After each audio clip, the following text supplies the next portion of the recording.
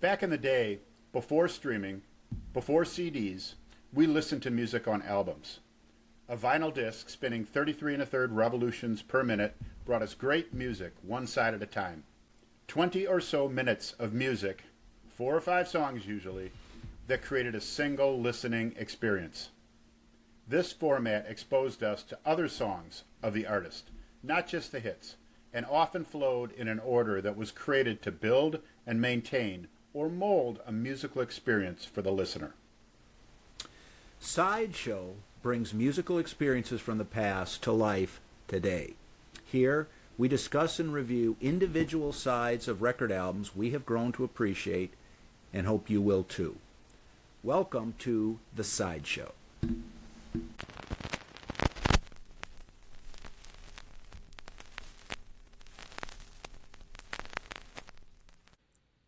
All right, welcome back to The Sideshow. For this installment, Mark is going to be presenting a side. Mark, what do you have for us today? Well, thanks, Mike. Today, I would like to talk about the album Dreamboat Annie by Heart, Side 1. And we'll get into the contents of the album in just a second, but just to step back a little bit and talk about Heart, the band. This was Dreamboat Annie was their first album, and just a little bit of history stepping back. Dreamboat Annie was actually released in 1975, but the band itself was actually started in the Seattle area in the late 60s, around 1967, before the Wilson sisters got involved. Steve Fossen and Roger Fisher were basically in high school together, and a guitar and bassist, and they did a band, kind of a high school band. They toured around to other high schools and local clubs, and brought some other people in, and eventually became a band called White Heart. And this band over time eventually changed its name from White Heart to just Heart, settling in on that. And a little bit of, people transitioning in and out of the band until they eventually came in contact with the Wilson sisters.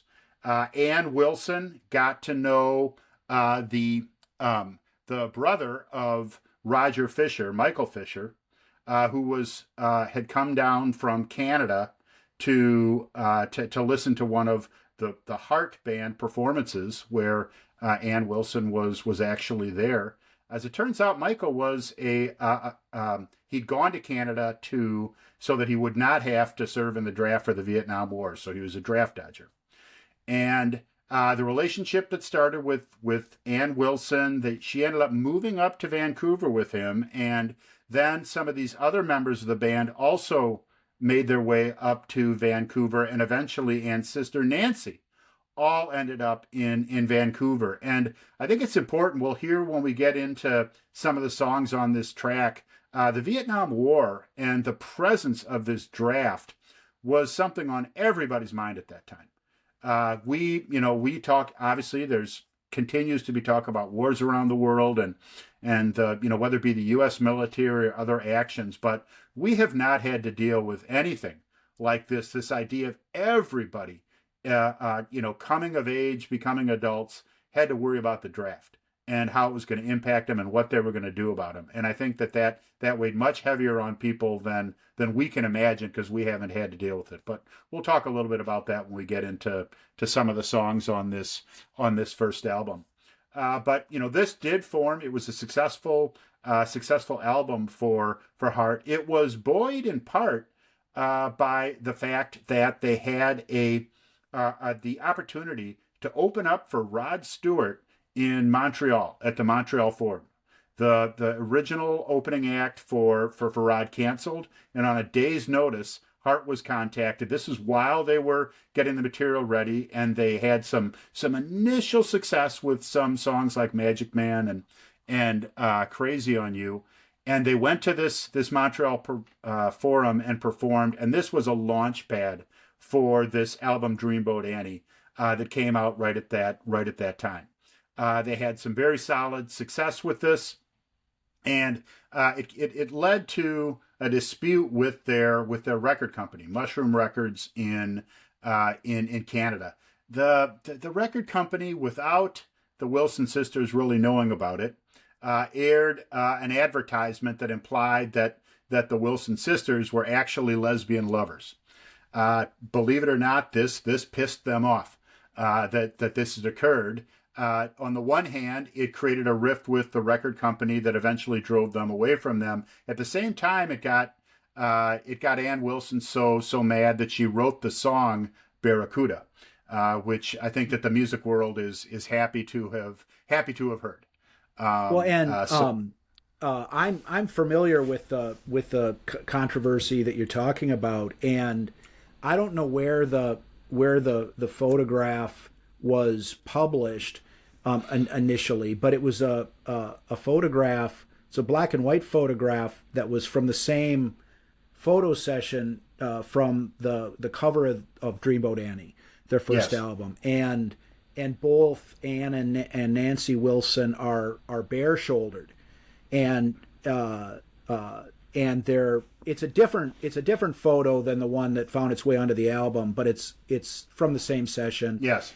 And they have a little more sort of sinister looks on their faces, and the caption for the picture read, "Hearts Wilson sisters confess it was only our first time," was the language that was used, and that's kind of what gave rise to the insinuation that there was some kind of lesbian connection between these two sisters.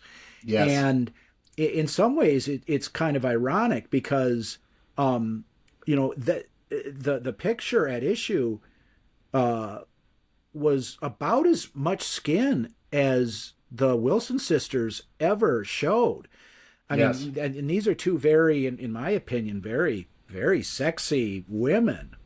But other than showing some cleavage, a little décolletage,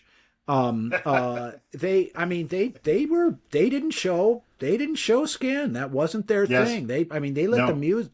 They expressed themselves by their music. I mean, yes, they were more. Like back in those days, like performers like Pat Benatar or Chrissy Hind. Yes. They didn't. You never see their belly button. They don't come out and they don't show a lot of leg. Yes. As opposed to like Ruby Starr that sang with Black Oak, Arkansas. Mm-hmm. Or certainly like Madonna or Lady Gaga or whoever, where women are Jennifer Lopez or Beyonce, Miley Cyrus, women performing in their underwear. They just weren't like that. Yeah. And so it's and that photo, it shows nothing. It's just their shoulders but it's about as explicit and as much skin as you ever saw from the Wilson sisters, but that did not detract from a sort of tough feminine sex appeal that I think they were able to maintain for a long time. Oh, absolutely. And they although that type of sex appeal was there, I agree 100% with your point that that's not what they flaunted. Their abilities in songwriting, and then their abilities to perform, especially the vocals of Ann Wilson. Completely stood on their own. Yeah. And we'll talk in just a minute about the type of sound that they were able to create. But it pissed them off. This whole back and forth, and they basically just said they were done with Mushroom Records, even though they were under contract to deliver another album. The record company themselves took some half-completed material that the band had already recorded and very rapidly released an album called Magazine, which through some negotiations with the company, they agreed to pull that back, and the band did, in fact, finish up those songs. So it was a more completed, more professional product that came out, and they did in fact release that album on Mushroom Records, and then they were done contractually, and they switched over to CBS Records or Portrait Records, where they were already working on the album Little Queen, which was another just huge success for the band, and songs like Barracuda and other hits that came from that. And then they put another album out, Dog and Butterfly, that came out, and then albums like Baby Lestrange at the right as the '80s were coming around, and they hit kind of a commercial break. They released a couple albums that really weren't quite as strong. They were going through some lineup changes at the time. They came back in the mid '80s with just a band self-titled Heart that was very popular. Released a number of top singles from there, but they had clearly transitioned more into a pop rock or even hair band type mode. Their costumes were all kind of like Renaissance steampunk type look to them, and they really transitioned away from some of the combination of folk and hardness of their early albums. Well, by the time you're talking about, they had, which wasn't necessarily inappropriate at the time, but they sort of tailored their music and their appearance to the MTV Yes. aspect of music at that time, and but I definitely prefer their earlier. I mean, I think Dreamboat Annie and Little Queen are definitely their best albums. Yes. Magazine had like Heartless was on there, and Dog and Butterfly was very it was popular. That might have been a #1 album, Dog and Butterfly. And there were radio songs on Baby Lestrange. I mean, was it was Straight On for You on that album? Might have been Even It Up. Yes. I believe was a song. I mean, they were those two ladies could crank out some rock and roll. I mean, well, and they really could. And I mean, I would argue some hard rock and roll.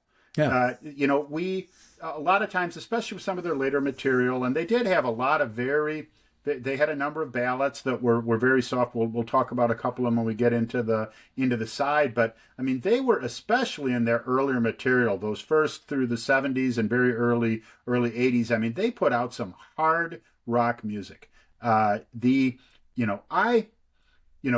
I was actually talking to someone about this recently. It's like, well, what do you mean by hard? And now we've got so much, heavy metal that's out there and whatever. It's really hard to try to step back into the '70s and what was hard rock and what wasn't. And I think of like really heavy music, really loud heavy music, and the loudest concert that I ever attended. I attended it with you. It was in Milwaukee. It's when we went to see AC/DC on their Back in Black tour. But the opening band for AC/DC was actually significantly louder than AC/DC was, and that was Blackfoot that opened up from them.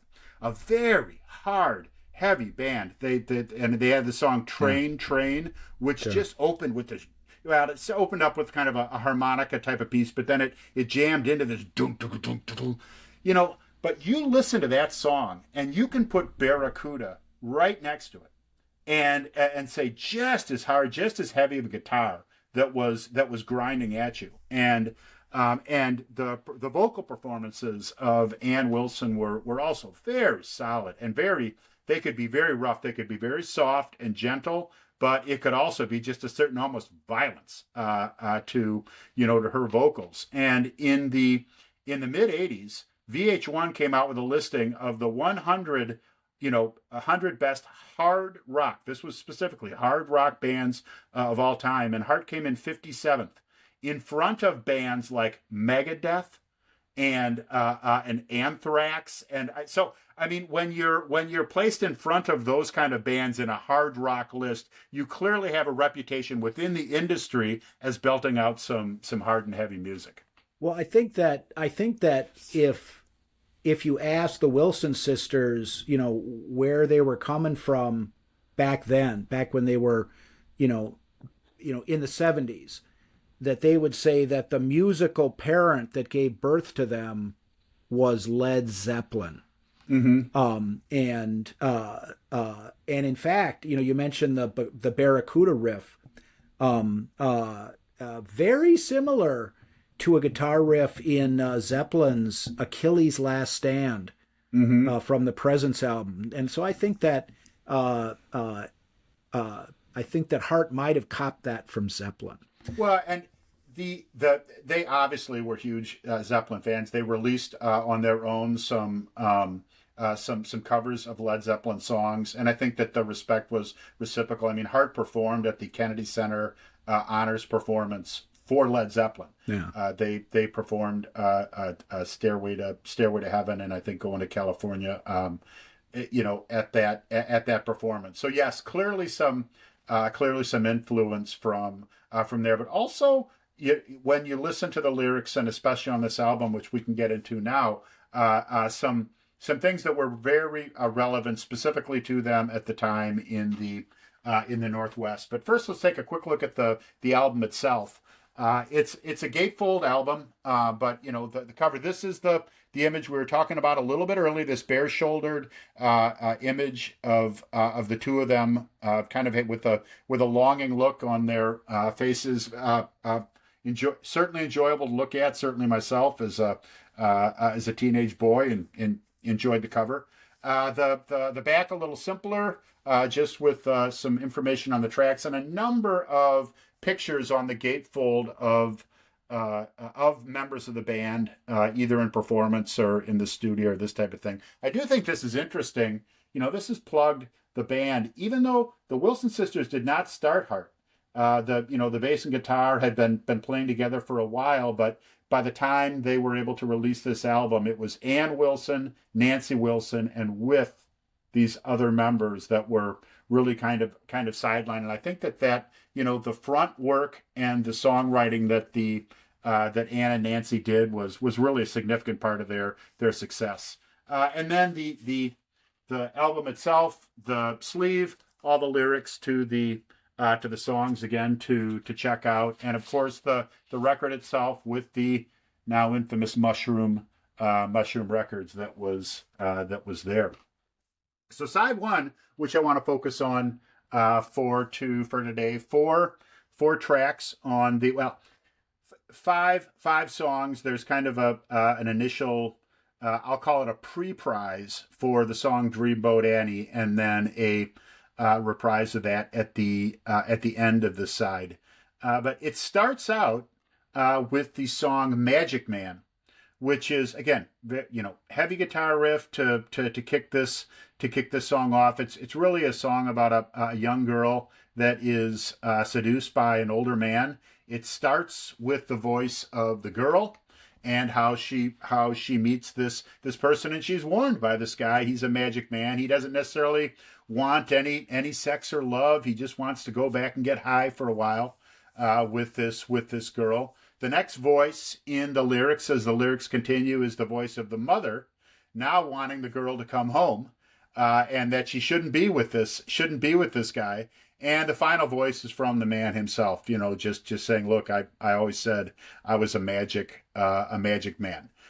So really, just kind of a story, this glimpse into the mind of the girl, the mother, and the man, and the magic man that come up. Come home, my daughter. Don't live with the drug dealer. Exactly. just a pretty common theme, I'm sure, with a lot of young, especially someone like the Wilson sisters, who slid across the border to another country to start this band, and both of them in relationships with the men involved with this band. I will say, we talk sometimes. Obviously, our focus is on listening to records. We just on a recent episode we talked about Santana and how it can be a good thing to watch videos of bands. I do not recommend this for any of Heart's early videos and albums. Back then, music videos, if it wasn't actual concert performance, were some pretty hokey and corny music kind of videos with a lot of bad lip sync and pretty poor performances. The Magic Man video that was put out in 1976, it looks like something from Spinal Tap. The bass, the bass player Steve Fossen is staring into the camera, and he's trying to lick the camera with his eyes. You can see it really is it really is almost embarrassing. So I don't recommend watching the video. Listen to the music, side one of Dreamboat Annie, and it starts with Magic Man again. A very heavy song with a, I would actually call it kind of a light back and forth about the topic of a young girl meeting an older man, but a good kickoff and a foot tapper to the side. And when this music was current, when it was first out, I mean, Magic Man, along with some of the others on this side, were ubiquitous on the radio. Yes. I mean, we were like in seventh grade or something. I mean, it was Yeah. we were going to junior high school at the time, and first starting to actually pay, or at least I was in my early stages of paying attention to what was on the radio and kind of identifying stuff I did or didn't like and what sort of records I'd be interested in buying. And Magic Man was you heard it a lot. Yes. And it was kind of a heavy song. I mean, it was definitely what I would have called at that time, a hard rock song. Yeah. And instrumentally pretty good. And, and there's that break in the middle where there's some guitar, and then there's like a synthesizer at the end of the break.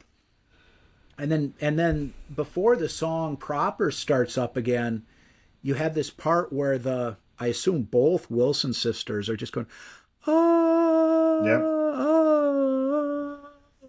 Mm-hmm. And even as a seventh grade boy, and certainly later, I found that sound of those two women singing just incredibly sexy.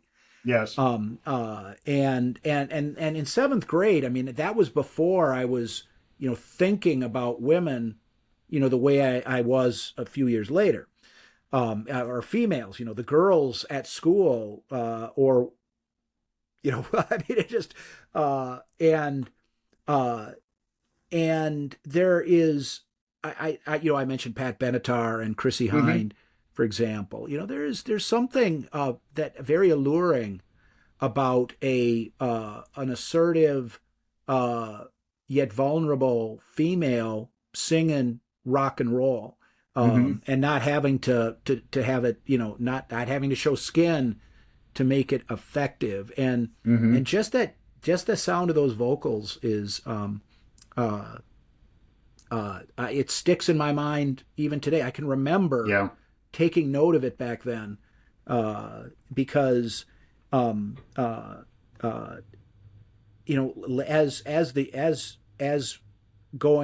we continued through junior high school and early high school, I can remember identifying certain girls at school that would potentially be like the Wilson sisters. And it wasn't, and these weren't the cheerleaders or the the A-list girls, if you know what I mean. Yeah. Hart made a very big impression just to the popular music culture in general. And while I would never, I've never identified Hart as one of my favorite bands, but although I've got their music on LP and CD, but they definitely made an impression for when I first heard them on the radio, and which has more or less lasted. Well, and it was one of the reasons why, for what would turn out to be later, in other words, years later, to your point, this stuff came out when we were pretty young. We weren't buying a lot of albums in 5th grade, 6th grade, 7th grade, whereas we were as we got into high school. But the singles, the radio play, to your point, was everywhere on these particular songs, and on as we got into Little Queen as well. And that led to later, okay, well, we've got these albums now, let's listen to them, and being able to enjoy those albums from, especially when the music was was very rock oriented, as opposed to a lot of the other music. This was not Midnight at the Oasis. This was not a lot of stuff that was coming out Yeah. in the early and mid '70s. This was not Seasons in the Sun. This was, Yeah. this was rock music that when we got into high school and later years where we're listening to a lot of albums, this popped back in Yeah. as quality type music to listen to. And then this side, it had a couple hits on it. We lead into the next song that we get to on the side, which is just about 1 minute and 10 seconds. It is the first that we hear of the song Dreamboat Annie. Just a short version of it. And this song, we end up hearing more of it at the end of the side, so I'm going to kind of talk about it together as a single song. There's also another reprise of it on the second side of the album, kind of short bursts of this song. But it starts out, there's kind of a very light guitar mixed in with some banjo in this song, and there's a couple different kind of takes you can look at about what are they saying here, what do they mean. I've seen where someone thinks that this is this is kind of a drug trip. Your head is in the clouds, you're kind of moving, and it's got some industry of painted smiles on magazine faces. That it just that could be interpreted as that. I myself don't see it that way. I see this more, especially when you're hearing this banjo kind of go lightly in the background. I see more like either a country girl or an innocent girl making their way in the big city, or potentially in this case a young girl starting to make their way in the music industry. But really the big city resonates the most with me, mainly because when this song was being written, the Wilson sisters were not famous musicians at this time. This was being written before that actually occurred. So, but they were trying to make their way in a new city, in a new town, grown up life, not really known, and you hear this, talking about dreams, and there's tomorrow is a big part of heart lyrics in a lot of their songs, and having dreams that they've got a song on a later album called Dreams, that just a lot about opportunity, hope for the future, dreams that they have was a big part of their thing, and I really think that's what the song is focusing on. They headed out this morning, and this diamond little one, someone who's got some opportunity, got some talent, and they find themselves in this city where they're alone, but they're not necessarily lonely, and they're looking at faces that they're smiling, but they're just a painted on smile. For a lot of the other people that they're passing in the city, they really don't know who these other people are. But it's also, there's a sense of optimism and hope that comes along with this song. The song is not like a downer type song. The song is not a lonely song. The feeling of the song is very upbeat with what they're saying, both here and in the reprise at the end of the side. I think Dreamboat Annie is a beautiful song, and it reminds me very much, both musically and lyrically, with the song "Everybody's Talking," performed by Harry Nilsson. Mm-hmm. It's like it's played at the beginning of the movie Midnight Cowboy. Mm-hmm. And I think that the music, you mentioned there's the acoustic guitar, and then there's some banjo in there. Mm-hmm. I think the music in Everybody's Talking is very similar to that. And, yes. And that song came out first. I don't know whether it had any influence, but it has a very similar feel, very similar vibe. And when the opening lyrics of Dreamboat Annie, the heading out this morning into the sun, riding on the diamond waves, mm-hmm. Warm wind caress her. You had this feeling of, okay, we're heading out and getting away from whatever it is that, and everybody's talking. It's like, I'm going where the sun keeps shining in the pouring rain, banking off of the northeast winds, sailing on a summer breeze, and skipping over the ocean like a Mm-hmm. stone. It really the songs are very similar, Yes. and I've always liked both of them. I never it was only relatively recently that I made the connection between the two songs. But Mm-hmm. I think the music and the lyrics present a very similar, very effective, uh, just longing to get away from it all, Well, and be away from just the noise and glare of life in your face. well, Is music that certainly music that I like. I mean, everybody enjoys music in a different way, but the when I can connect to a feeling that I have or that I have had, that's one of the things that makes me enjoy music and listening to it. And what I think of when I hear this song is you touched on it there when you're leaving out right as the sun is coming up and you're driving on a vacation. You're just leaving from home and you're heading somewhere that you're really looking to going, and you're sipping your first cup of coffee in the car. The sun is coming up on the interstate, and this song, this that's what I feel like when I'm listening to this song.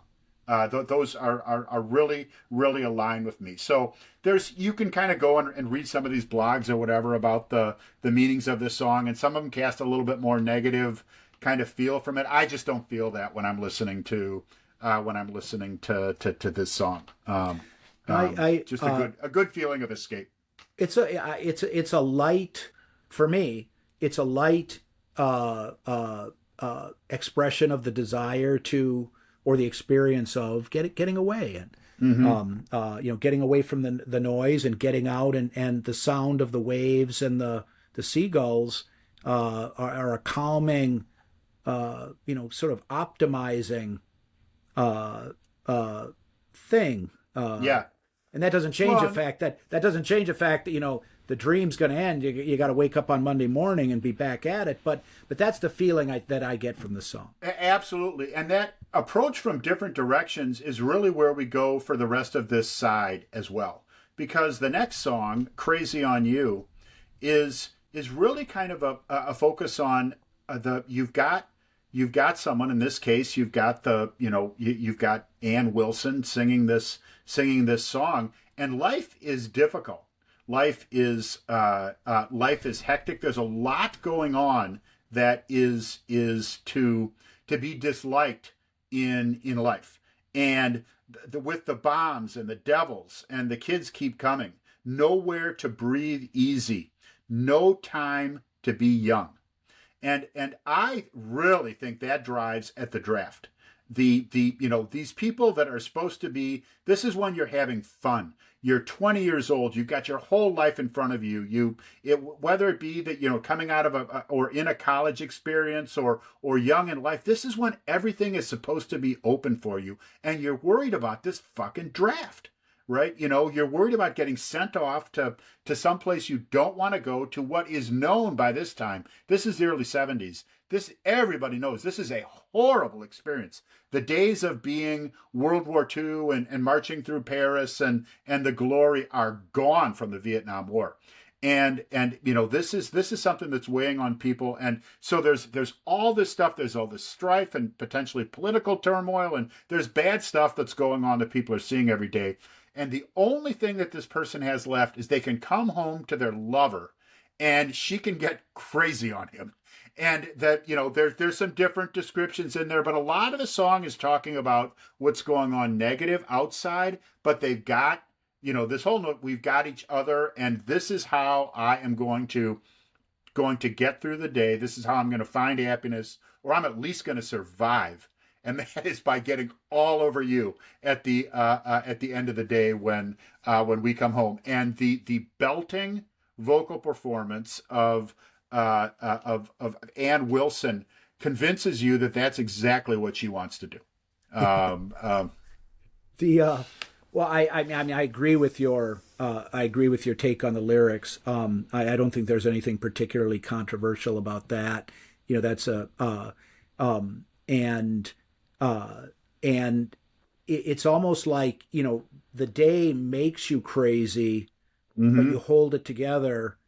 And then at night, she and her lover can sort of exercise the crazy out, Yes.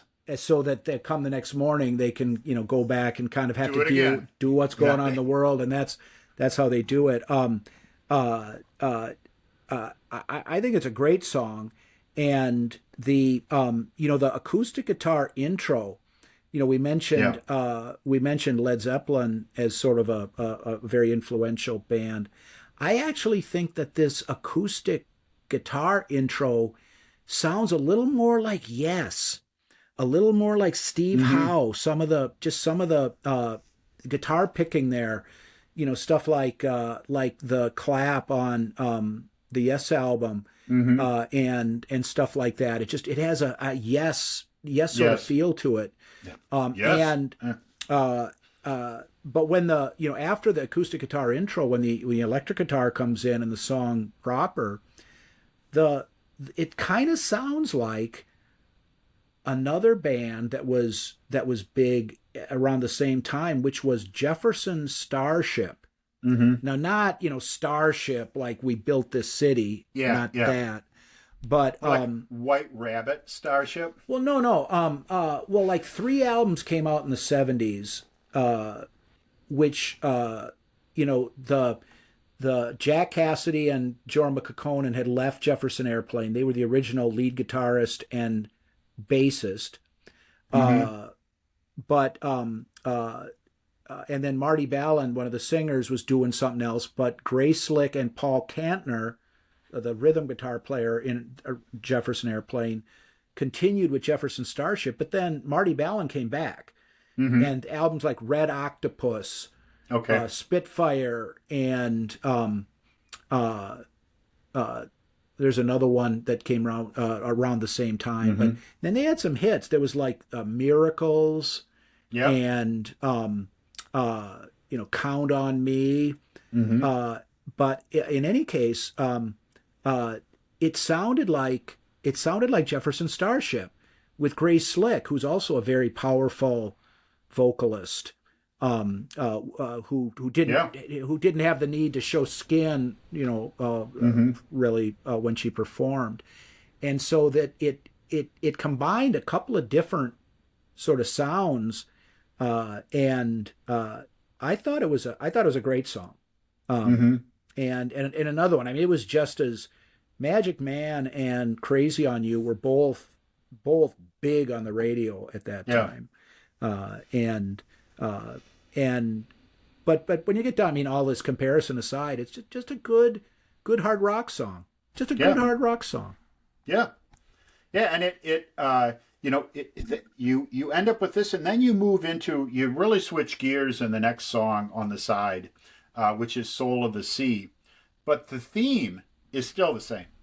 And it is still about this idea where you've got a place that you can go or that you can be to find peace. And the by the sea, on the beach, is kind of the illustration that they're leveraging here. I think it means a lot of different things in a lot of different places to everybody. But clearly growing up near the sea, that is when you talk about these, the seagulls and this kind of thing, is a place where you're escaping the day to day. And in this particular case, it's with someone. Being at the sea with someone is their place to be, and a place that they enjoy. And one of the keys, and it's very early in the song. There's a lyric that just goes, it's like time, time, time, time.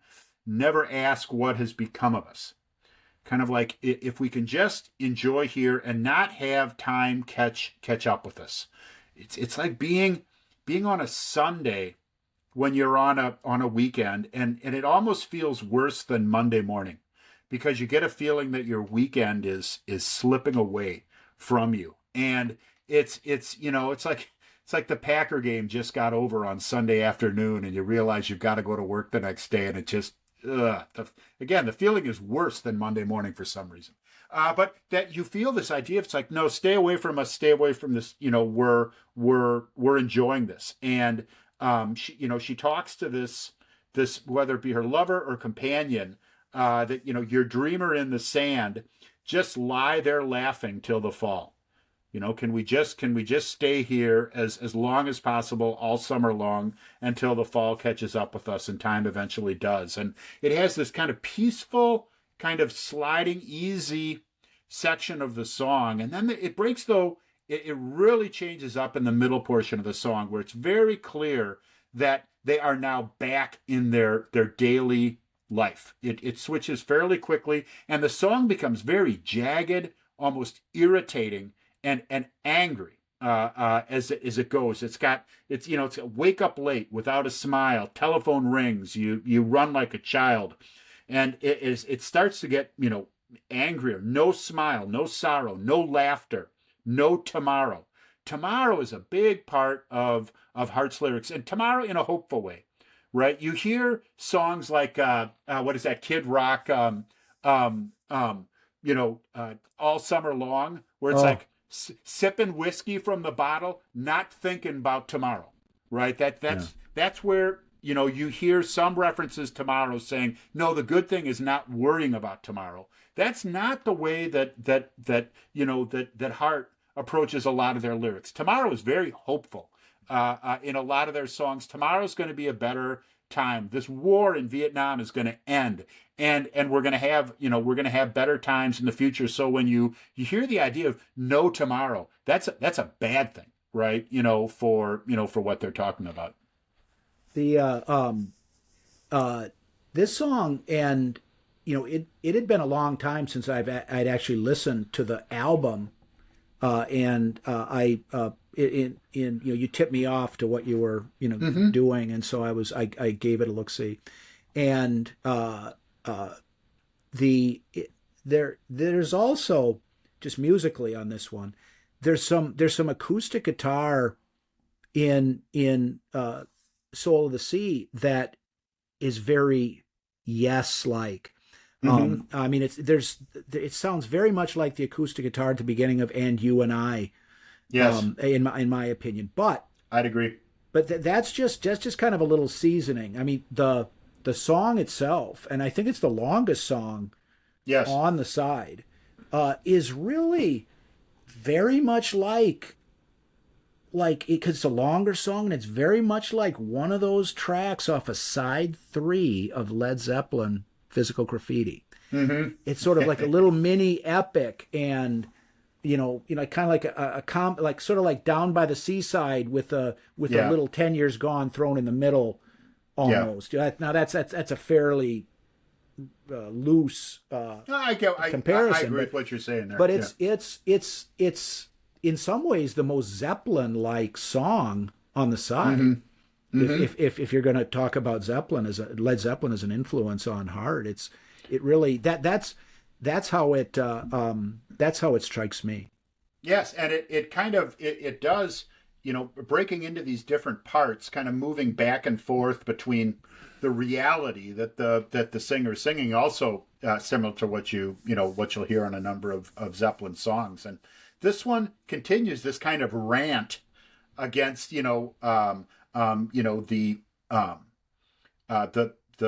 day-to-day life, the hens talking is, the ladies, they talk about their men, too soon, nighttime's coming on, deep in the darkness, feeling alone, like these women don't want to go home. And then, kind of ends with no rain, no seed.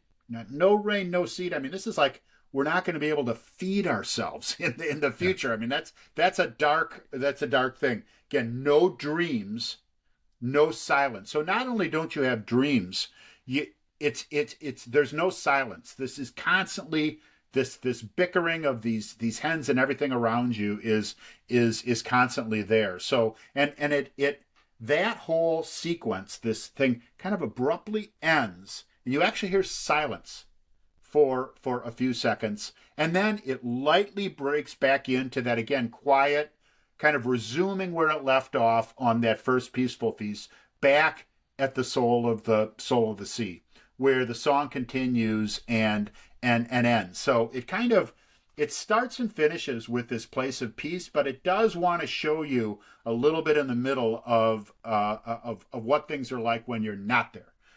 And so kind of this place of escape becomes, it reminds you that there are these places to escape and get away from what is again, kind of a jagged, aggressive, mean.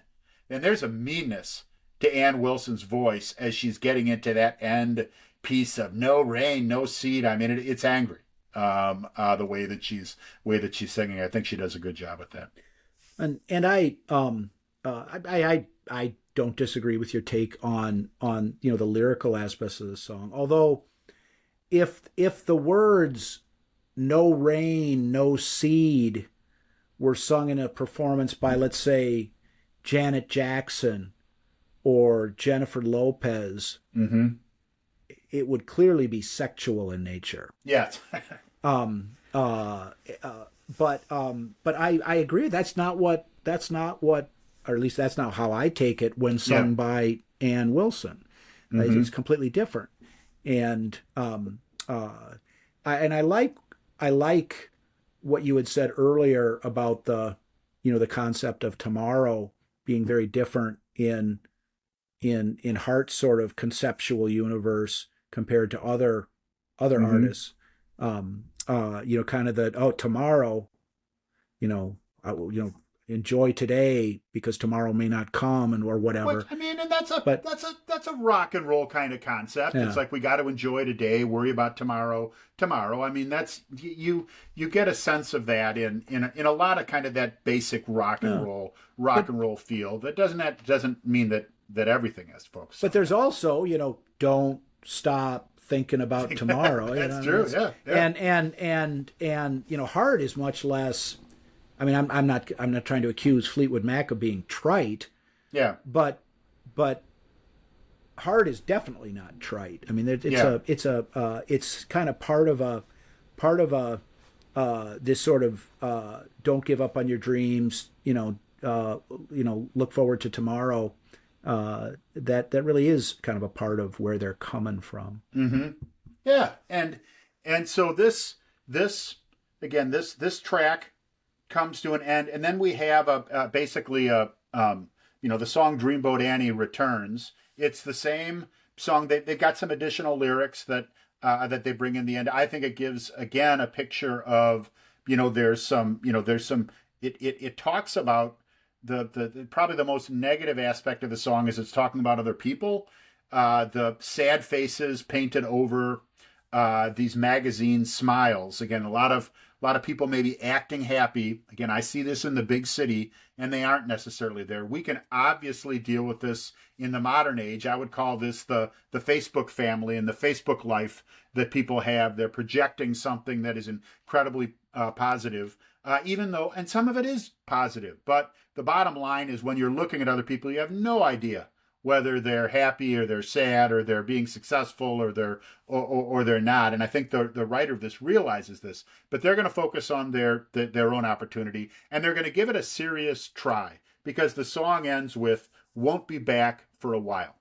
And I really think that this is where I'm going, and I'm going to continue to go there for a while, and give this a real try. So, and the song, those lyrics kind of repeat, "won't be back for a while." It kind of softens up, and that's how the side trails off in a very soft ending. And you said it before, and I think that the song Dreamboat Annie is a beautiful song. The side starts very hard and heavy and ends very calm and peaceful at the end, making it another example of a side of music that I feel is very well put together from start to finish, with a real variety of songs, but that seem to fit together very well and give you a single experience that's enjoyable. Well, and I agree, and it's another one that should be really very accessible to anyone who listens to classic rock radio. I mean, Magic Man, Crazy on You, and Dreamboat Annie are songs that people that just listen to the radio and that's their only source of music will probably be familiar with each of those songs. Yep. And then Soul of the Sea, it's just one more song, and that's probably the most substantial song, both musically and lyrically on the album. Hmm. And it's a good one, and it kind of fits in with these other themes. Not that they're all the same theme, but they all fit Yeah. together very nicely. Yeah. I would agree with you that it is an exceptional single side of music to listen to.